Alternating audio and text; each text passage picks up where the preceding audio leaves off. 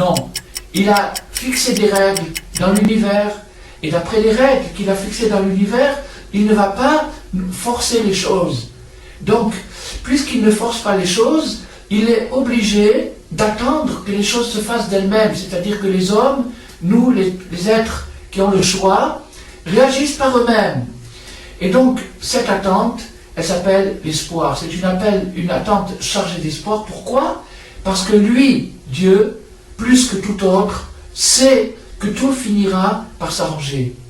Et puisque tout finira par s'arranger, il a de l'espoir et il attend. Donc, être proche de Dieu, c'est avoir de l'espoir.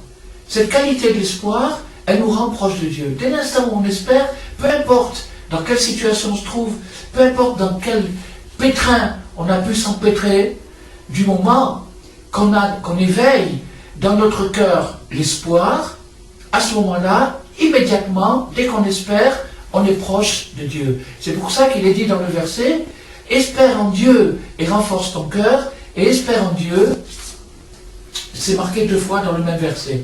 Pourquoi? Parce qu'il y a l'espoir. Le Ramchal, Rabbi Moshe Chaim Luzzatto, nous dit que l'espoir en hébreu est un cave, tikva, l'espoir c'est un cave, c'est une ligne. Alors on est en ligne. On est en ligne, dès qu'on espère, on est en ligne. On est branché sur l'infini. Et donc, avec cette espérance, on se contacte, on contacte l'espérance divine, et à ce moment-là, on devient fort. Donc, je traduis tout simplement, j'explique un peu ce qu'on est en train de lire, c'est-à-dire que pour pouvoir faire face au désespoir, au découragement qui est engendré par la déception qu'on peut expérimenter par rapport à soi-même, par rapport à la société, pour faire face à cette déception, il est nécessaire de créer l'espoir. Et pour créer l'espoir, il faut être inspiré. Et l'inspiration pour créer l'espoir, c'est la yeshiva virtuelle. La yeshiva du tzaddik, la yeshiva virtuelle, c'est elle qui apprend aux gens à susciter l'espoir, à l'éveiller au fond d'eux-mêmes.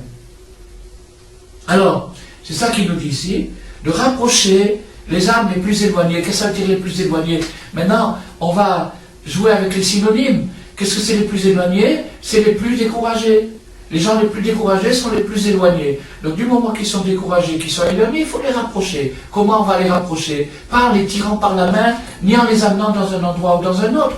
En leur donnant l'espoir, en faisant rentrer dans leur cœur une étincelle d'espoir.